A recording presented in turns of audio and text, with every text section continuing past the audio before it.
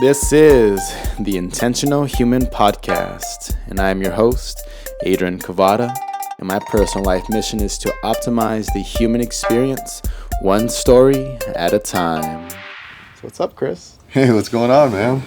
Not much, dude. Yeah. It's a beautiful Saturday. Oh, yeah. Yeah, it's a good Saturday.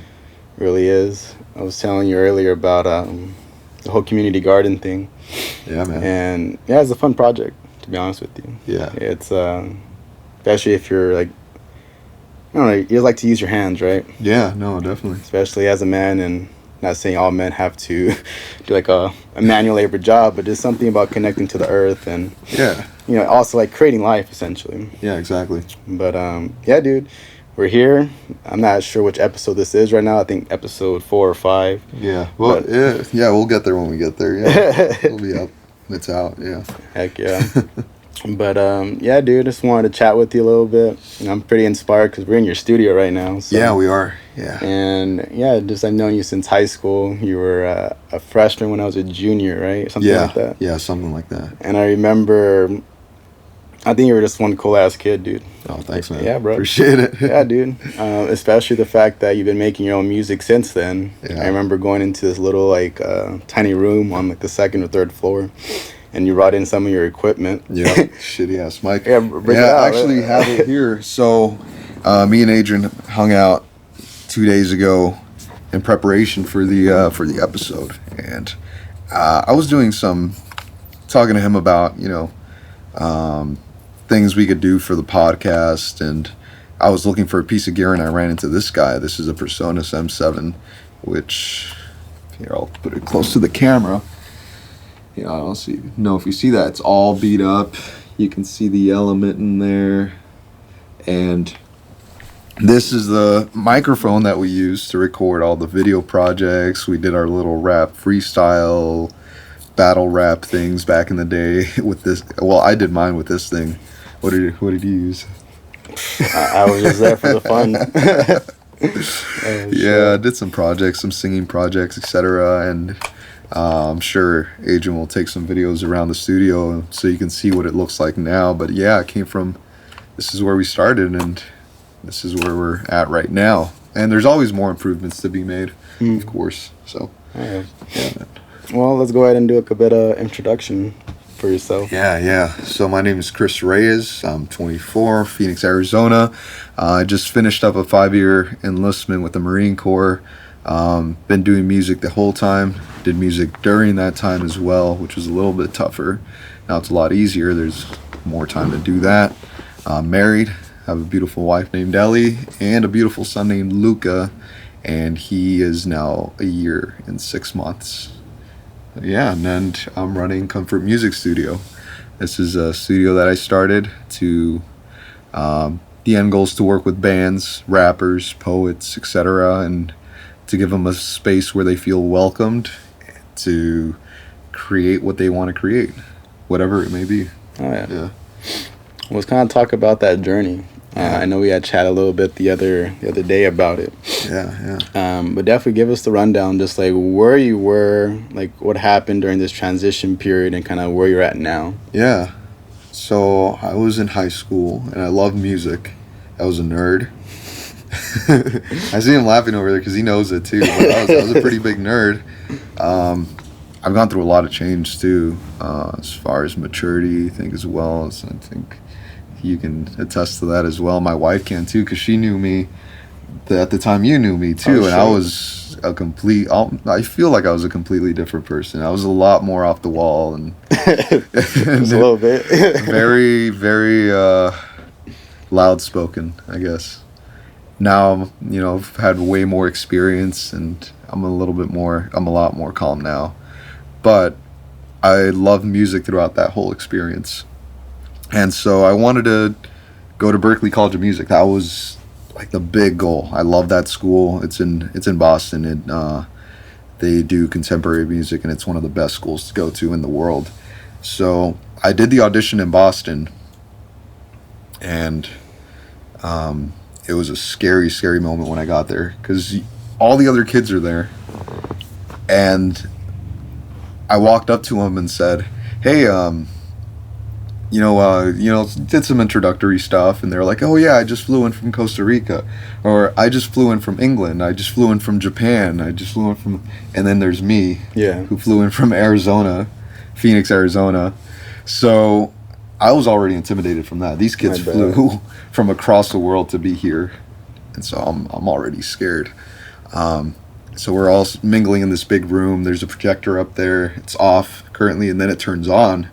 And it has a list of all the names of the kids that are going to audition, the instrument, and the order of their audition. And bam, I see my name, number 1, Chris Reyes, piano, first person to audition that day. Hell yeah. So I go into this room, and it's just 3 old white guys sitting in front of a table. It's just bare and quiet. All you hear is the AC. It's a super intimidating setting. So they're like, all right, go ahead and sit down. So you play a prepared piece. I played my piece, and I got through 3/4 of the way of my piece, and they're like, okay, thanks. And so they asked me a few questions, asked me a few music questions, and then we jammed out for a little bit. We did some jazz blues stuff, and that was a lot of fun. And so after that, you talk to somebody, and they ask you, like, why do you want to be at Berkeley? You want to blah, blah, all this other stuff. And then after that, I felt great. I flew back to Phoenix. 2 months later, I got an acceptance letter. Huh. Yeah, which is awesome. I couldn't afford it, though, which is the scholarships went from like 20 scholarships.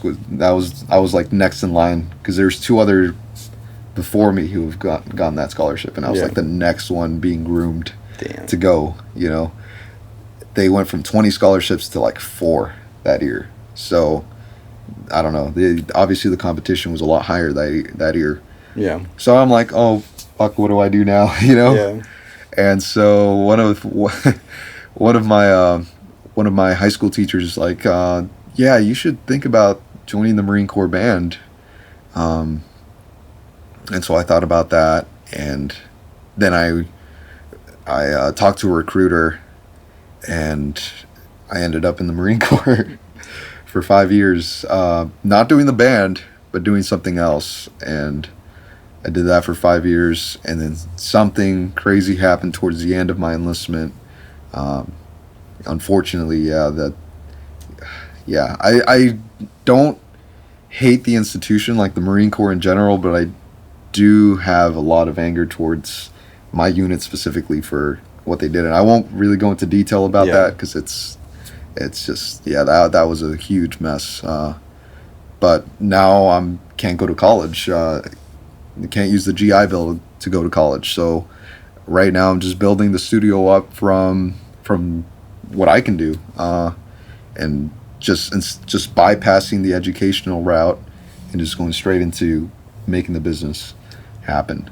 And I'm motivated about that. I'm super excited about that. And at first, obviously, it's going to happen to everybody. They're gonna feel discouraged, sad, disappointed. They're going to feel like a failure, especially after doing 5 years, Those things are going to hit you, and they hit me pretty hard, obviously. And now I'm at a point where I'm overcoming that. As you can see, the space is getting ready for artists to come and do their thing, and I'm excited about that. Oh, yeah. That's good. That's cool, dude. Thanks for sharing. Yeah. It's a long, crazy roller coaster of a journey, but I fucking bet, dude. Yeah, man. That's cool, dude. Yeah. So you're here now. You have a space that's growing. You have an audience that's growing. Yeah. You have customers that are growing, both like coming into your work spot or your workspace, as well as just like kind of getting your name out there. Absolutely. So what does that feel like? It feels great, and it feels as expected. The expectation was different before, though.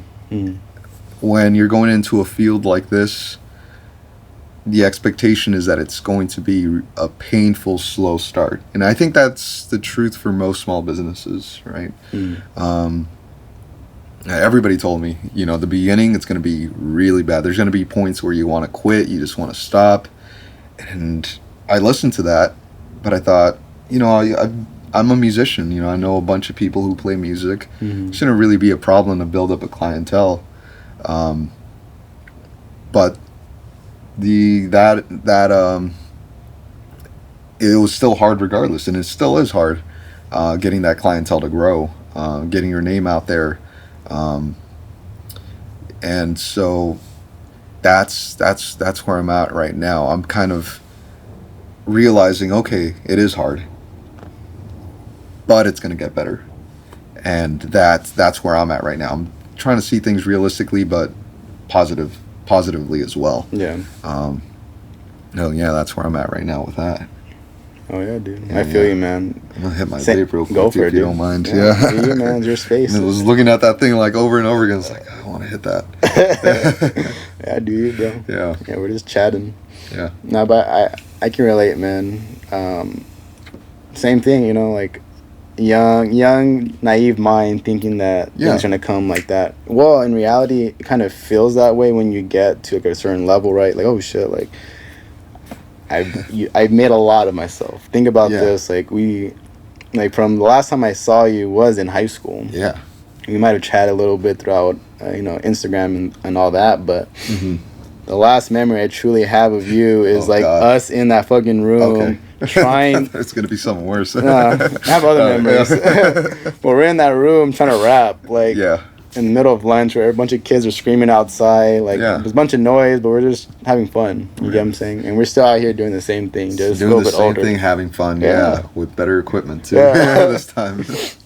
And dude, I think even from my own journey that I've learned so far, it's just kind of like letting go of control and just kind of enjoying the ride. Exactly. You just kind of like put yourself in a direction. I'm just gonna go for it, and you're gonna learn some shit along the way. Absolutely, yeah. And that's the part I'm at, because at first it was all business, grow the brand, get out there, talk to artists, pricing, all the boring stuff. Yeah. And it didn't take the fun out of it, because this is my passion and I love doing this. It never took the fun out of it, but it did bring discouragement where you put time into growing your business and then you forget about having fun. And now I'm at the point where I did all the boring stuff already. Now I'm going to have fun. Yeah. I'm still going to look at the boring stuff, obviously, but the focus now is to have fun, and allow artists to have fun as well. So that's where I'm at right now. Oh, yeah. That's cool, dude. Yeah, man. So, I think right now, since you're here, like, what are some things that you think that you've been working on to kind of get you to the next level? Yeah, right now it's kind of a weird tangent, but it kind of ties back in. But I'm an extrovert when I make a connection with somebody, but kind of an introvert when it comes to going into large crowds and large places. And the way this ties into that question is that I need to get out there more to grow that clientele. Musicians aren't going to come to you and, after, just looking at your website or listening to some of this. They want to know the person. They want a connection with that person. They want a friend that they can come to work on their stuff. And that's the part where I kind of get cold feet a little bit. Do I want to go to this crazy rock show to, potentially meet someone, meet other artists to come in? It's just like a weird flurry of things. I'm a dad now. I don't really have that big motivation to go out and go to shows and wild out. But I have to, that's where I'm at. I'm kind of pushing myself to get out there more and meet other bands and artists. But it's kind of a mental thing I'm going through right now. So it's, I hear you, bro. Push myself out there. Yeah. I hear you. Yeah. Well, I'm just curious, do you have any thoughts of how you may overcome that? For me, I'm one of those people that you don't know until you try, kind of thing. So I need to give myself like an ultimatum or some kind of hard deadline to get out there and do things. And it's kind of, I am getting there. So I teach classes at a place called Conservatory of Phoenix Conservatory of Music, and there's a lot of other instructors there who are in the music community, and it's kind of nice knowing them because they are already part of that circle. Yeah. So they've been, inviting me to stuff like, hey, one of my friends is having this thing this day, you should come, meet some new people, etc. So it's making it easier that way. Oh yeah. Yeah, just pretty much leveraging your network. Yeah. I know at Lacuna, shout out to Lacuna, by the way. Yeah. It's a kava bar, and I think every Monday or Tuesday, I think it's Tuesday, they have a live band to show up. Nice. And I think even going there, because I don't think they even have like a recording. I don't think they do any recording. Yeah. At least that's my assumption. But a lot of cool people that show up. Yeah. A lot of like low key, like local bands, or it's kind of like finding the scene that you want to be around with, right? Yeah. And then we had talked about this the other day. Is like your vibe attracts your tribe. Mm-hmm. So what you're putting out there, like not so much you have to go to, so-called crazy parties to get noticed, but if you go, because everyone has a social life outside of like the raves, outside of the music festivals, like, and you go to where these people are literally hanging out at, like, you get to meet the musicians in their own vulnerable state. And kind of like we were talking about earlier, like I think even before we hit record, about like releasing your own music. And I'm pretty sure that's something all musicians or artists, like myself included, right? Poetry, like that relates to that. Like we feel vulnerable, especially when we share like the most vulnerable parts of ourselves through our creative expression. And having someone, like even such as yourself, like this spot that you built so far, like it's very comfortable. It matches your company name. Company name, yeah. Comfort Music Studio, yeah. Exactly. So like I think you're doing it. I think we even talked about, I'm not sure we talked about this the other day, but it's like patience at the end of the day. It's kind of like you don't go fishing to go catch something, you go fishing to fish. Right? Yeah. Because they don't call it catching. And the same concept here when it comes to business. Like we out here just doing our thing, like living out our passions. And some people are going to fuck with this, some people are not. Yeah. And I think I've been learning that recently too. Just like, I'm just going to do me. Like before I kind of like would get in my head like, oh, like people are either talking shit or I'm overthinking everything, right? Like, oh, I started like going down this spiral of like, oh, I hate myself, or like I'm not good, like I don't even know what I'm doing anymore, type of thing. But it's just like who is telling me that? Like why? Like, and obviously I'm the one telling that to myself. So if I'm really trying to get to that next level, it's kind of like putting your own foot down for yourself. Like we ain't gonna talk like that about ourselves anymore. Exactly. Yeah, it's good. It's just like we're gonna get this happening. Yeah, that's an awesome mindset to have. And so for my experience, especially leaving the Marine Corps, when you're leaving the Marine Corps, you have to do an interview with your commanding officer and a bunch of other people, and they ask you like, what are your plans afterwards? What are you going to do? And a lot of people in my field, so I was a communications maintainer, technician, so I did a lot of soldering, a lot of wiring diagrams, electronics testing, things like that. So a lot of people expect people from my job to go out and do something in electrical engineering, things like that. So when you tell them, oh, I'm gonna do audio engineering, oh, what's that? It's so I record bands, mix and master. They're like, oh, okay. You get that reaction a lot, especially with music, because it has a negative connotation where there's not a lot of money to be made and there's not a lot of stability in the music field. That's already scary. So you got that one thing. People that you talk to, like, that want to know how you're doing, they'll ask like, hey, how have you been? What are you doing?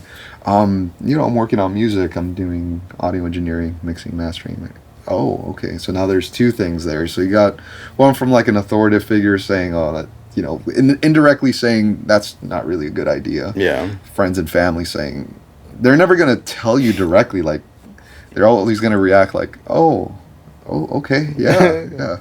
And so, yeah, exactly. And so, and that is going to take a toll. Yeah. But from my personal experience, I don't want to give advice to anybody. I'm just saying how I'm personally overcoming that is, having mentors in that field, people who have done it, who have gone through the experience. One of my friends, his name is DK. He runs a studio called In the Mix in Los Angeles. He started his studio at 23. Oh, yeah. He had kids. He had a wife. He wasn't doing too well financially at the time, I think. And he worked so hard to get to where he is. Now he went to the Grammys just recently, you know? And you know him personally. Yeah, shout out to DK. You know, hey, if you ever watch, I'll send him the link. He has a podcast, mixing music podcast on Spotify. Really good place to. I reached out to him and I said because he talked about it. He talked about burning your bridges. Yeah. He talked about this story where the Spaniards came over and. I don't know, they had to do something with the indigenous people. I'm telling the story completely. It's all good. So, all fucked up. But they're gonna, they wanted the riches of the New World.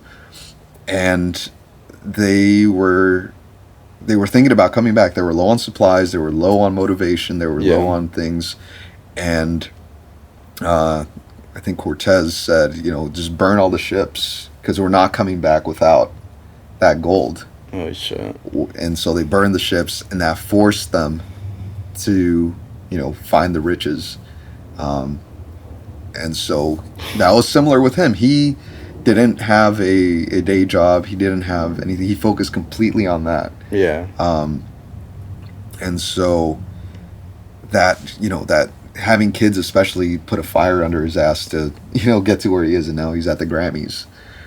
So I talked to him, he mentored me as well, and knowing his experience gives me motivation to push forward, so that allows me to block out all the negative stuff as well. That's inspiring, bro. Yeah, so having a good network of the people in the field that you want to get into is going to help, because if they can do it and they know who I am and they see how I'm doing, then and can give me advice along the way, then I know that I'm on the right path. Oh yeah, dude. Yeah.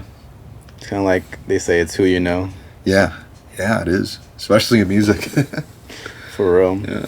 What's that industry like? Like, can you give me just like a quick rundown? Like, what is it? Like, say, like, I'm wanting to get into music industry, right? And it's day one for me, and I'm in the crowd of everyone that's a part of it. Like, what part of the music industry? Do you want to be an artist? Do you want to be an audio engineer, live sound? You can pick one, whichever. Let's do it in the sense that you can understand, right? Either audio engineer. Yeah, exactly. Okay. Everyone's trying to do it. Everyone, especially artists these days, musicians, they want to do it all themselves because, of course, if I can do it, why am I going to pay somebody else to do it? And that's a little scary, I'm going into a field where the clients are starting to do it themselves. And that's really, really scary. The one thing that gives me comfort is I know I can put out a quality product that can compete with, things that you hear on the radio or, from big artists. Can the average artist do that? Are they going to, on top of doing their music, are they going to put in the time to learn and to actually mix, record, master, put in the money for the equipment, put in, and because basically now you're doing something completely different. Yeah. To make your music. It's two big things where you have to invest your mind and also your time and your money. So one thing, artists don't want to do all that. They want to focus on the music. And that's where people like me come in. I focus on all the technical stuff, on the gear, on the equipment, on learning how to do it, on putting the time into mixing their stuff so they can just focus on writing, making the music if they want to, coming in, recording, and knowing that they're going to get a quality product at the end of the day. They don't have to worry about all this other stuff. They can just worry about writing their stuff.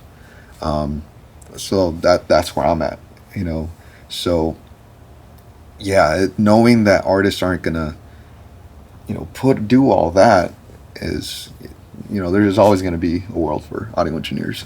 Oh yeah, dude. Yeah. Cool, man. Mm-hmm. Jesus, I talk a lot. Nah, you're good. Yeah, bro. I talk a lot when I come. So when it's about audio engineering, I'll talk for hours, and he knows that too. He's very passionate. Yeah. Can I hit that? Yeah, man. Thank you, sir.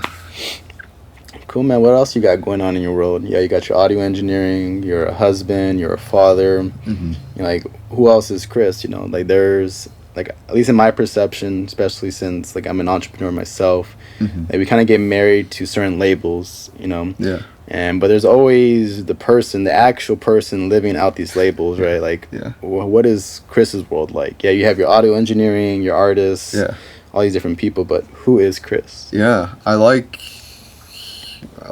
know a lot. We're in a culture, in a society right now that doesn't like other human beings. Everyone's annoyed with everybody these days. Everybody's frustrated with everybody. Nobody trusts anybody. And I understand why, we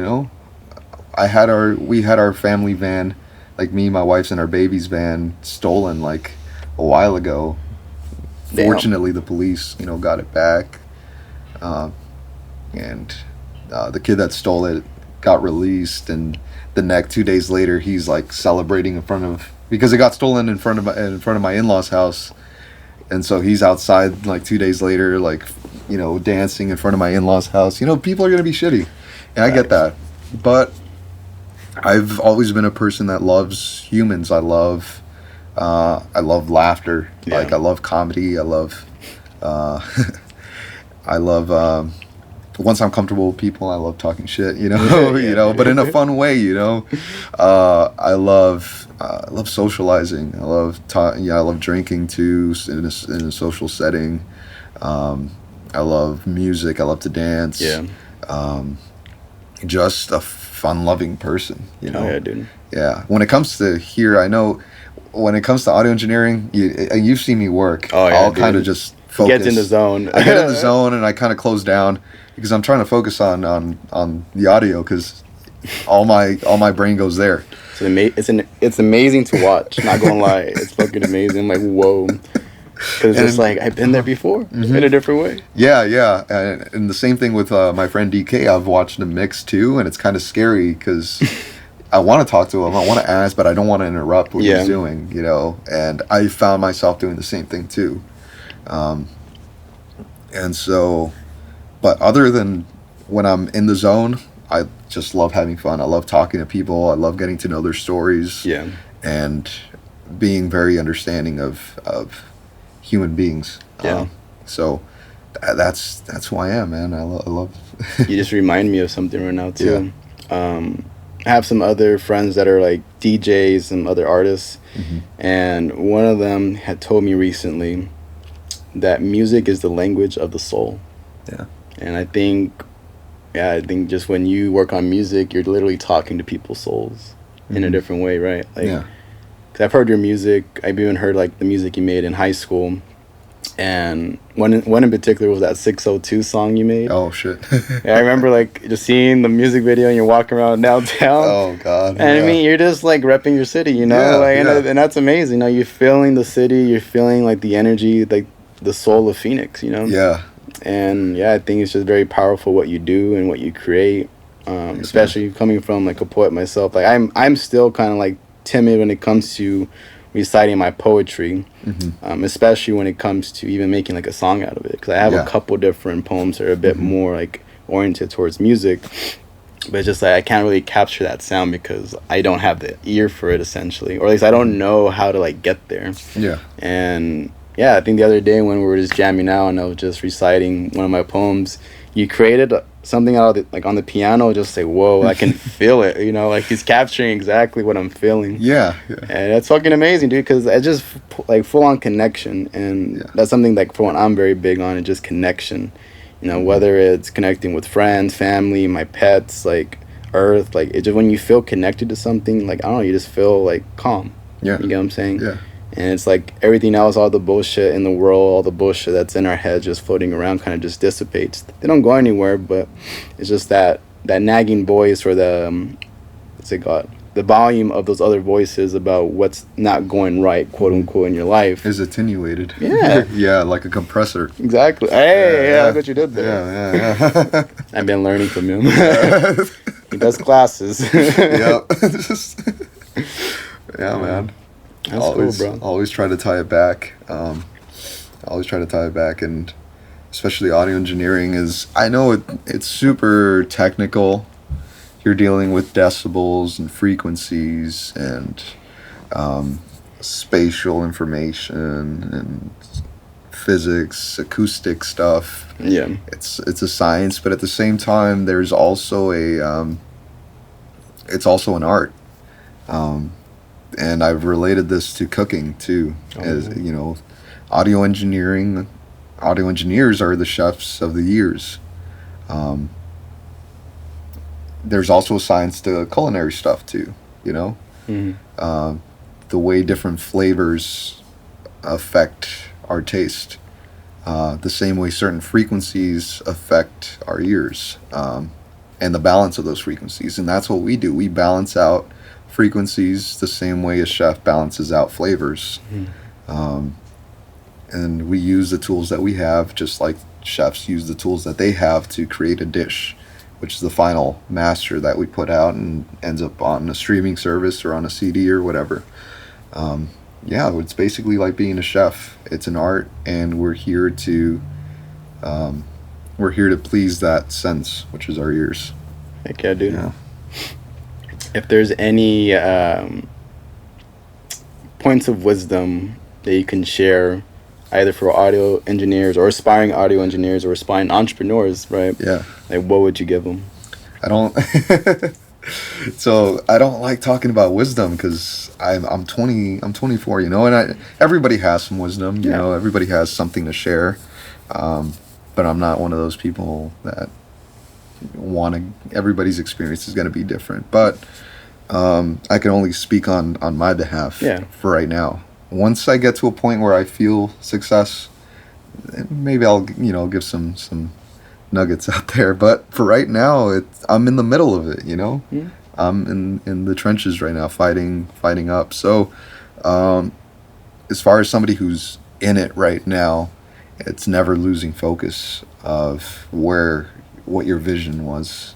My vision is to be in a nice space, recording bands, me playing that final mix for them, and just seeing their faces light up and smile, and and then being able to make a living off of that, being able to make a living off of what I love to do, which is to make artists happy and to live off of that.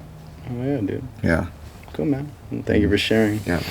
If anyone's looking to connect with you, create music with you, or even just learn from you, how can they get in contact with you? So I have a website. It's comfortmusicstudio.com. Everything's spelled the way it's supposed to be spelled. comfortmusicstudio.com. You can email me at chris.reyes@comfortmusicstudio.com. And should I put my phone number out there? No. You can just you can find it on the website once you get there.